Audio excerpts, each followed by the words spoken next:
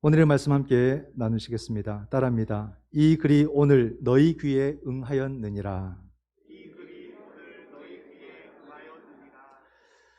이 말씀이 무슨 말씀일까를 우리가 생각하면서 오늘의 말씀을 쭉 따라가면 이 말씀의 의미를 우리가 만나게 될 것이고, 이 말씀을 통해서 우리 각자에게 주시는 하나님의 귀한 은혜도 함께 하리라 믿습니다. 그래서 우리가 말씀에 좀 더 집중을 하고 이 말씀을 통해서 우리의 삶을 다시 한 번 더 성찰하고 돌아보는 그런 시간들을 매주 반복해 간다면 분명히 우리의 삶은 성장해 갈 것이고 우리의 믿음은 성숙해 갈 것이다. 저는 그렇게 확신하고 해 나갑니다.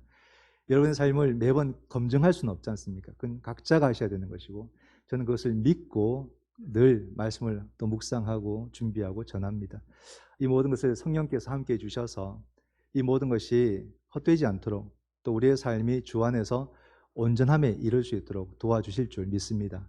올 한 해도 열심히 말씀은 선포되고 또 우리는 그 말씀을 묵상하고, 그러므로 우리의 삶을 돌아보는 이 과정들이 반복 또 반복됨으로써 우리의 삶의 자리가 더 건강해지고 더 든든해지고, 그럼으로써 우리가 모든 사람들을 바르게 섬길 수 있는 그런 한 해가 되기를 주님의 이름으로 축원드립니다.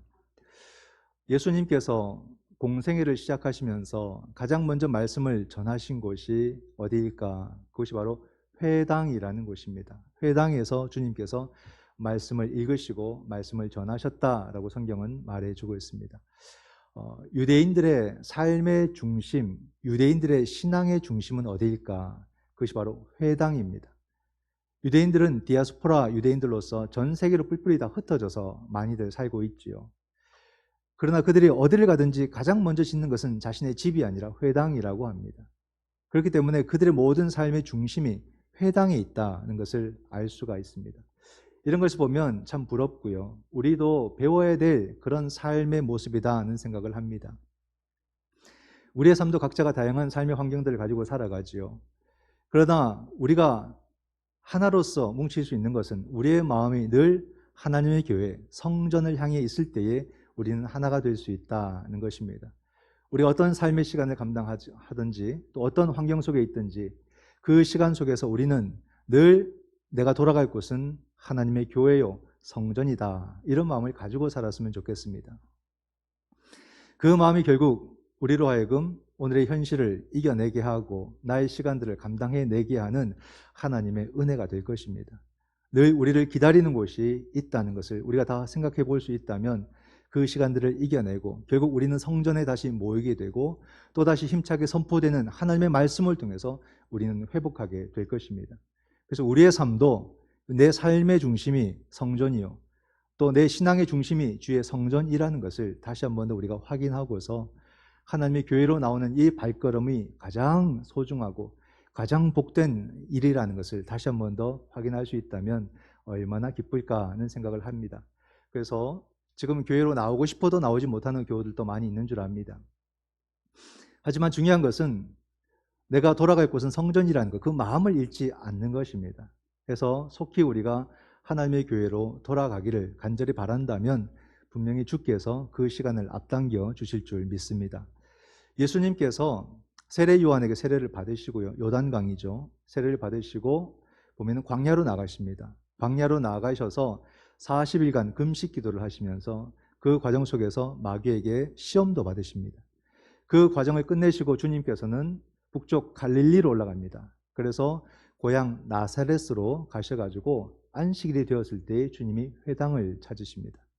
그 회당에 들어가셨을 때에 회당장이 주님에게 말씀을 읽을 기회를 주고, 예수님께서 그때에 그 말씀을 받아서 읽으시는데 어디를 찾아서 읽으셨냐면 이사야서 61장을 찾아서 주님께서 읽으셨습니다. 주님께서 공생애를 시작하시면서 가장 먼저 성경이 언급하는 주님이 선포하신 말씀이 이사야 61장의 말씀이라는 사실을 우리는 알 수가 있습니다. 이사야 61장의 배경은 어떤 배경이냐면 이스라엘 백성들이 포로에서 돌아온 상황입니다. 이사야서가 굉장히 긴 역사를 담고 있어요. 멸망하기 전, 포로로 잡혀가기 전 상황과 포로의 상황과 그리고 포로 이후의 상황까지도 다 담고 있습니다. 61장은 포로기 이후입니다. 예루살렘으로 돌아왔는데 그 삶의 자리가 너무 피폐한 거죠. 이미 한번 다 멸망했던 그 땅이 재건됐다고 해도 제대로 재건된 것이 없고 모든 것이 다 어려운 상황입니다. 그러니까 그 백성들의 삶이 너무나도 힘든 거예요. 가난하고 갇힘바되고 또 보지 못하게 되고 억눌리는 그런 상황이 그들 가운데 있었기 때문에 백성들이 너무 힘들어했습니다. 그런 가운데 이사야 선지자가 하나님께서 그들을 구원하실 것이라고 구원의 메시지, 희망찬 메시지를 선포한 것이 이사야 61장이죠. 그 말씀을 주님께서는 바로 당신의 공생애를 시작하시면서 이 말씀을 가장 우선된 말씀으로 주님이 선택하시고 그 말씀을 선포하고 계십니다. 우리 또한 그 말씀의 의미를 다시 한 번 더 깨닫는 시간이 될 수 있기를 바랍니다. 본문 18절과 19절을 보면 주님께서 이 말씀을 선포하고 싶으셨던 거예요.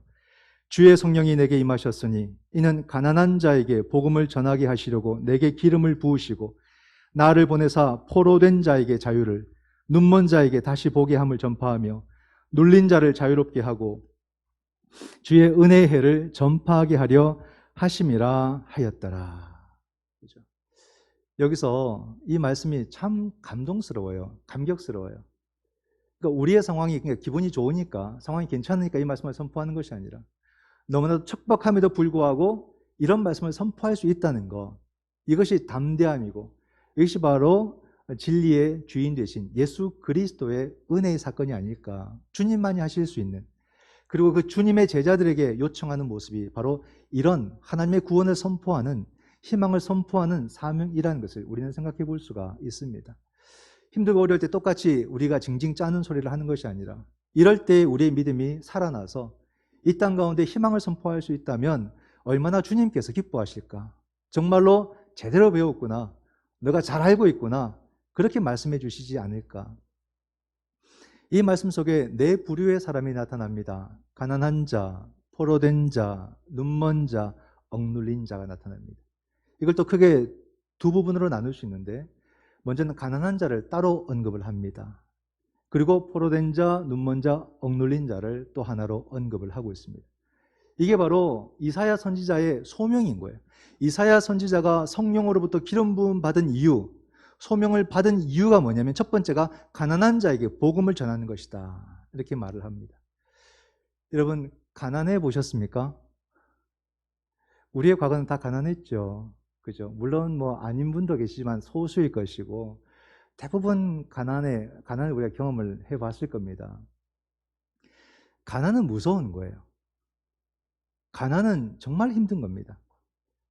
가난은 가볍게 볼 수 있는 것이 아니에요. 쉽게 말할 수 있는 것도 아닙니다. 가난한 자는 하나님의 도우심을 가장 필요로 하는 사람이고, 성경을 가만히 보시면요, 하나님은 이 가난한 자를 우선적으로 돕는다고 말씀하십니다. 그 어떤 것에 앞서서 가난한 자를 하나님께서 귀하게 여기신다, 돌보신다, 이렇게 언급을 해요.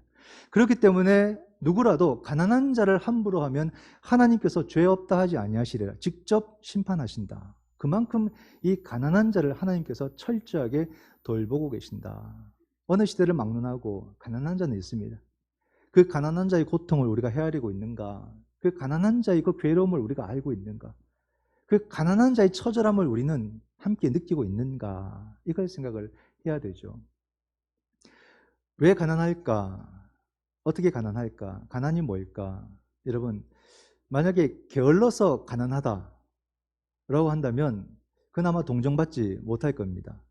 게을러서 가난하다. 성경에도 보면요, 사도 바울이 이 부분을 언급을 했습니다. 일하기 싫은 자는 먹지도 말라. 이건 상당한 말씀이죠. 일하기 싫으면 먹지도 말라. 데살로니가 후서 3장에서 사도 바울이 분명하게 언급을 합니다. 그러나 여러분, 게을러서 가난한 사람이 과연 몇이나 되겠습니까? 그죠? 가난은요, 정말로 모든 사람이 열심히 살아가지만 벗어나지 못함으로써 오는 그 고통이 큰 거거든요. 그러니까 성경의 기자들은 가난은 우리의 삶을 철저하게 파괴하는 어둠의 힘이라는 것을 정확하게 알고 있었어요. 그러므로 이 가난의 문제를 굉장히 진지하게 다룹니다. 이게 가난이 얼마나 힘든가, 얼마나 어려운가.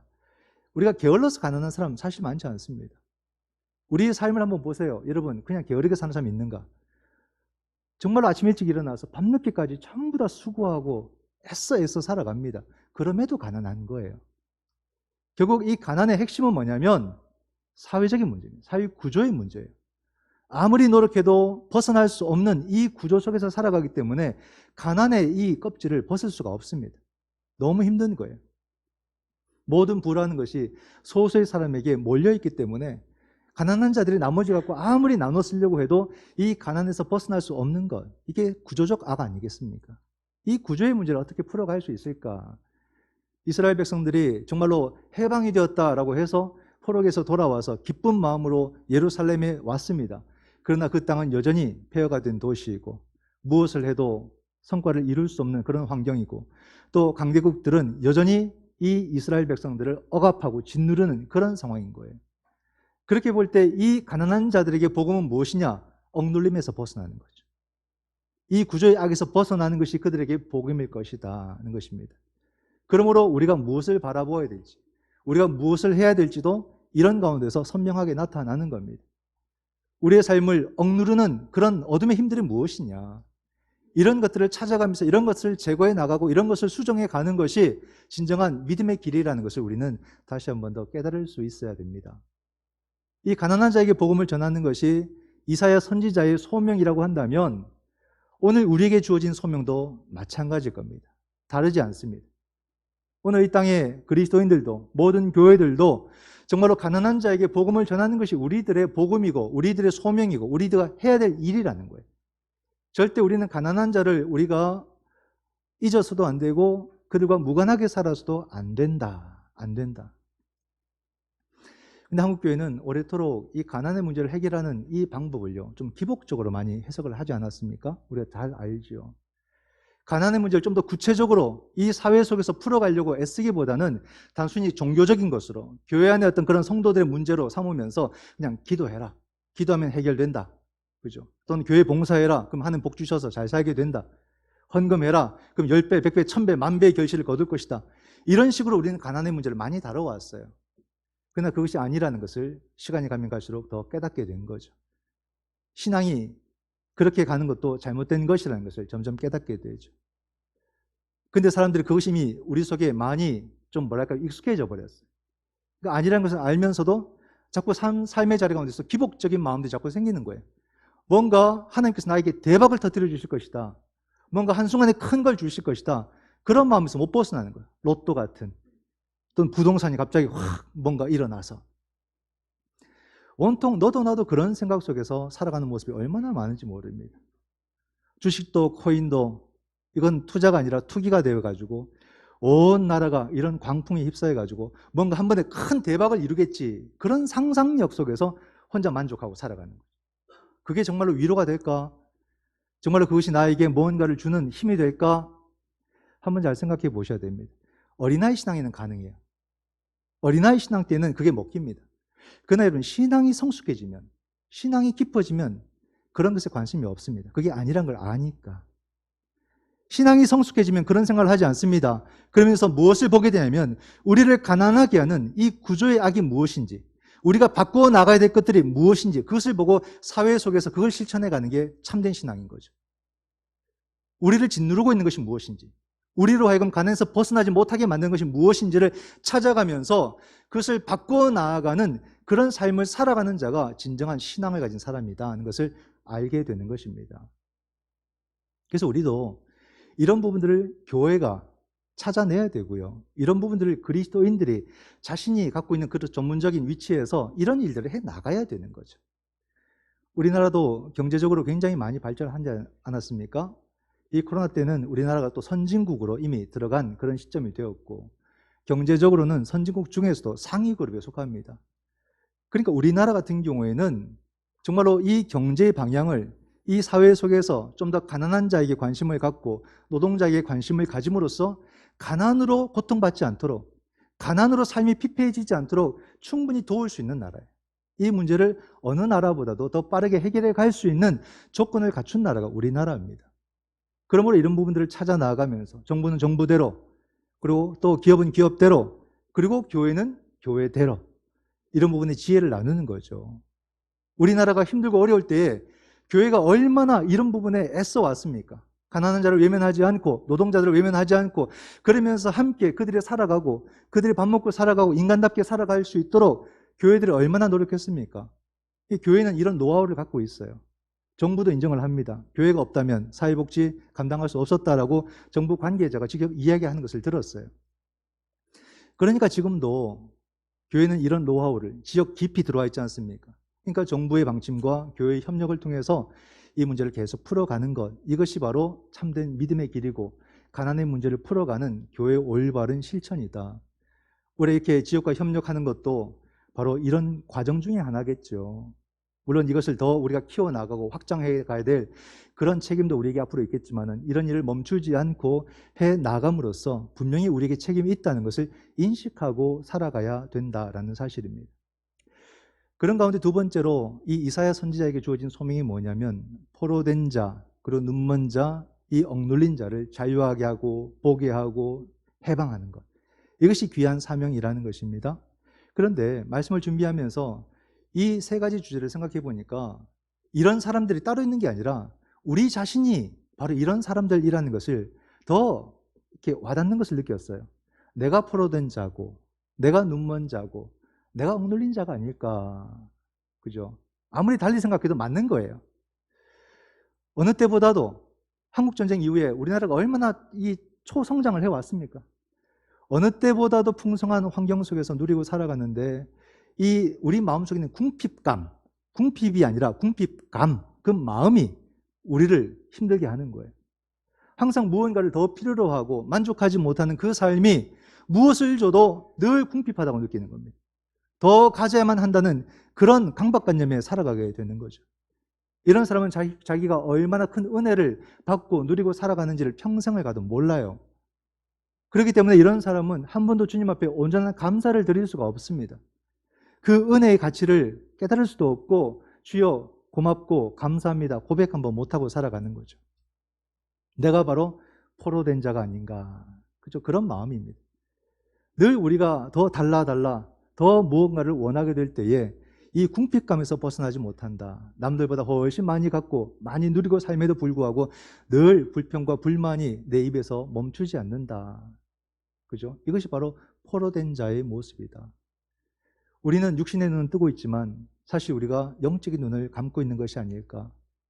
늘 그냥 고집과 욕심에 내가 보고 싶은 것만 늘 보는 거예요. 늘 이것만 갖고 이야기를 하는 겁니다. 다른 시선을 둘 여유가 없는 거예요. 이게 눈이 감기운 자의 모습인 거죠. 그죠? 우린 영적인 눈도 그렇지만 남의 시선도 이해를 못하는 겁니다. 내 시선만 보는 거예요. 딱 고정이 되거든요. 다른 사람의 시선은 무엇을 보고 있는지도 같이 좀 볼 수 있는 그런 여유도 좀 가지고 살 필요가 있겠고, 더 나아가서 남이 보지 못하는 영적인 것을 볼 수 있음으로써 이 사회를 이해할 수 있는 그런 눈도 우리가 가지고 살아가야 되는데, 자기가 고집하는 것만 바라보고 거기서 시선을 떼지 않기 때문에 바로 우리는 눈먼 자가 아닐까, 그런 생각을 하는 겁니다. 또는 억눌린 자. 우리 모든 삶의 영역이 바로 이 억눌린 자의 모습 속에 있다. 뭔가 이 초조함, 그죠? 뭔가 짓눌려 있는 그 마음이 떠나지 않는 겁니다. 지금의 삶이 훨씬 좋음에도 불구하고 어느 한켠은 마음이 꾹 눌려 있는 거예요. 그 불안감, 이 묵직한 이 모습. 자녀를 생각해도 뭔가 한켠에는 늘 불안감, 초조함. 이 자녀들이 잘 돼야 될 텐데, 남들보다 더 성공해야 될 텐데, 그런 마음들. 내 환경이 남들보다 더 나아져야 될 텐데, 과거보다 더 좋아져야 될 텐데, 그런 마음에 한켠이 늘 눌려 있는 겁니다. 내 노후도 정말로 지금보다 훨씬 더 나아야 될 텐데, 그런 마음이 현재가 평안하지 않습니다. 이 모든 것이 다 억눌림이다. 억눌림이다. 그러니까 우리의 모습이 다 이 세 가지 속에 갇혀 있는 것 같아요. 근데 놀랍게도 이러한 사람들을 향해서 이사야 선지자가 하나님의 구원을 선포합니다. 주의 은혜가 우리 가운데 임한다는 것을 선포하고 있는 거예요. 이게 여러분 선지자의 믿음입니다. 모든 사람들이 그런 자기 삶 속에서 눌림과 불안 속에서 어둠 속에서 살아갈 때에 그 가운데서 하나님의 구원, 희망의 해를 선포하는 것, 이것이 바로 믿음의 사람들의 모습이고 믿음의 사람들의 사명이라는 거죠. 우린 그런 삶을 살 수 있어야 돼요. 뭐다 똑같이 그 마음이 짓눌리고 힘들고 불안한 속에 살아가게 될 때에 하나님의 구원을 그들 가운데 선포할 수 있느냐 하는 겁니다. 이게 바로 믿음이죠. 믿음의 세계죠. 그럼 여러분, 주의 은혜의 해란 어떤 해를 말하는 겁니까? 구약 성경에 보게 되면 그것이 바로 안식년과 희년을 말합니다. 그렇죠?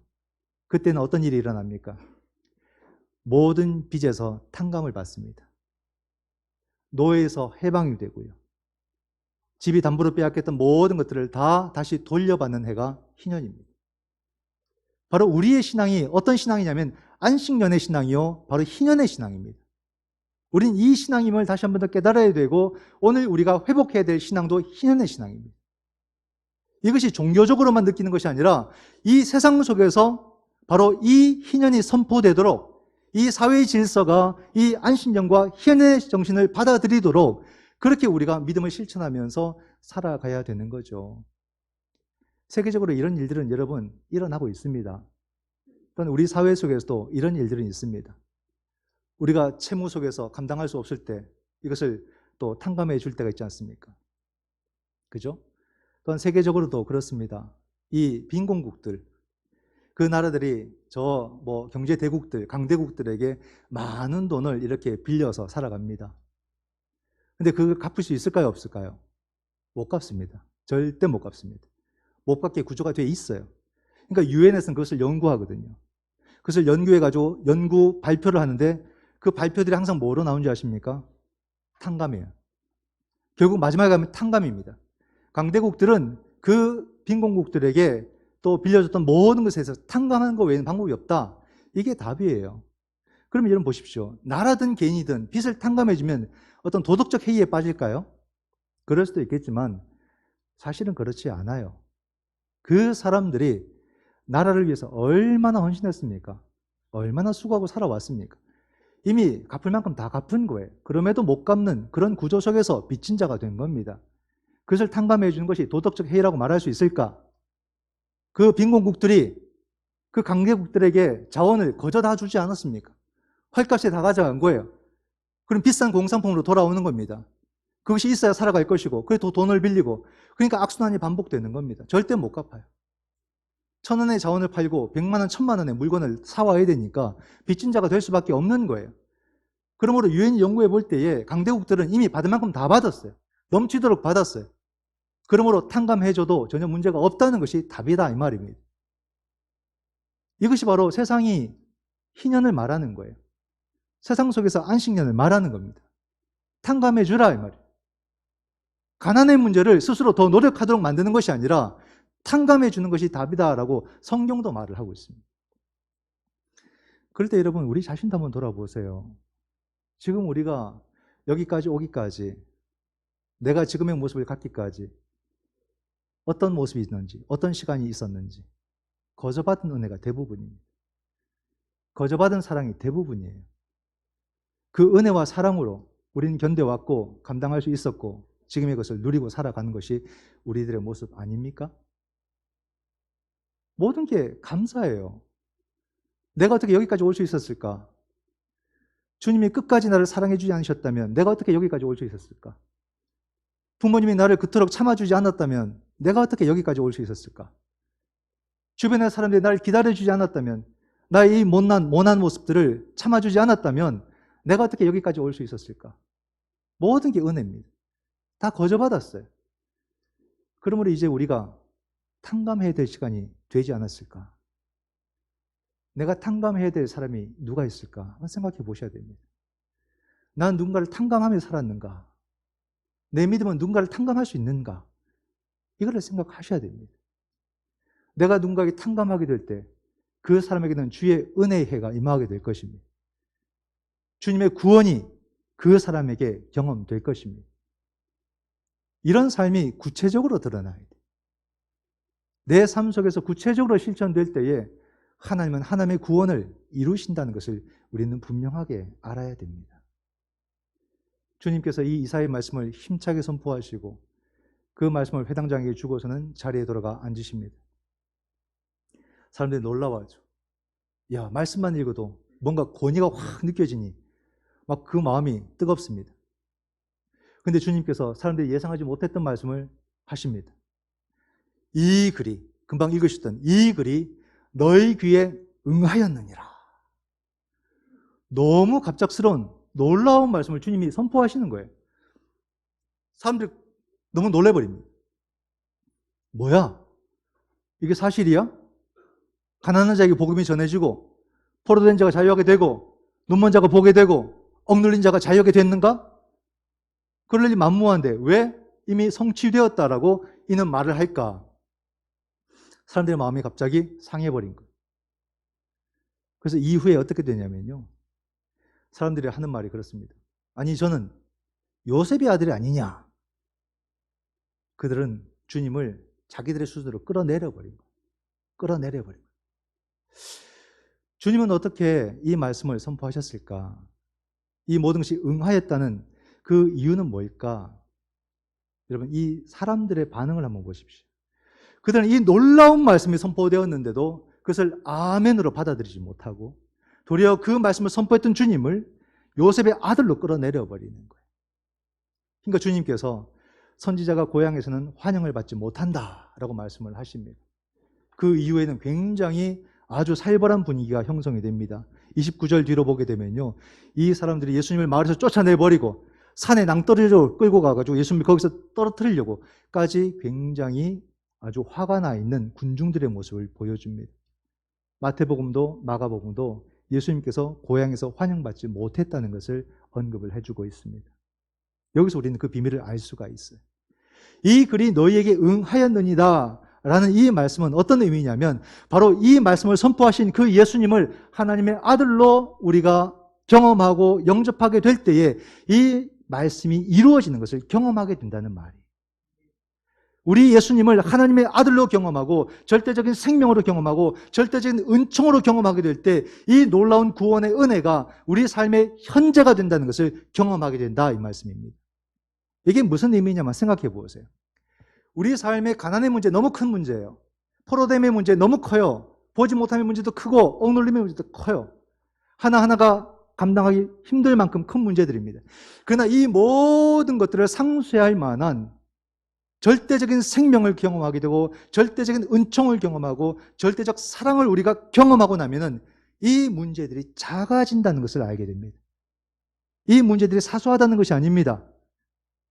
놀라운 절대적인 충격을 우리가 받고 나면은 이 문제는 이제는 작은 문제로 경험되어져서 이제 충분히 그 믿음으로 말미암아 이 문제들을 극복해 갈 수 있다 이 말이에요.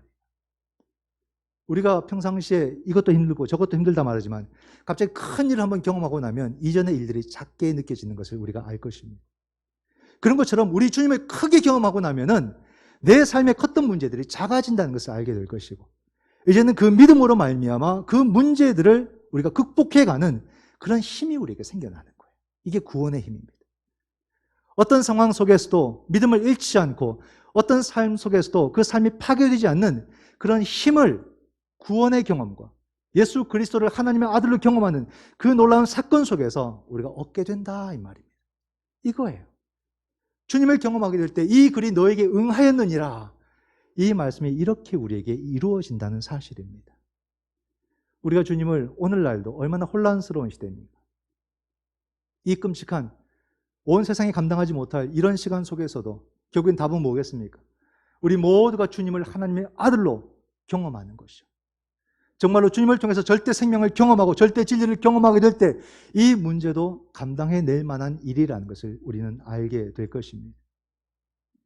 이런저런 상황 속에서 똑같이 불평하고 원망하고 포기하는 것이 아니라 주님을 경험함이 오늘의 모든 문제를 또한 이겨내게 하는 하나님의 구원이요 하나님의 능력이 됨을 우리는 또한 경험하게 될 것입니다. 더 나아가서 정말로 갇힌 자를 자유하게 하고 가난한 자를 돕고 눈먼 자를 보게 하고 억눌린 자를 자유하게 하는 예수 그리스도의 제자로 우리는 살아가게 될 줄 믿습니다. 오늘의 말씀이 우리에게 보여주는 건요. 주님에게서 구원이 현실이 되었다. 이걸 보여주는 거예요. 그러므로 그 주님을 우리가 영접하게 될 때, 그 주님을 경험하게 될 때 너에게도 그 구원이 현실이 될 것이다. 이 말씀을 하고 있는 것입니다.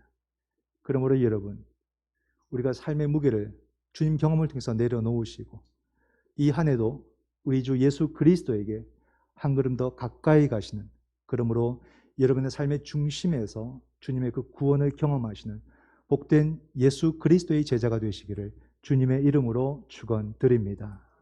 기도하겠습니다.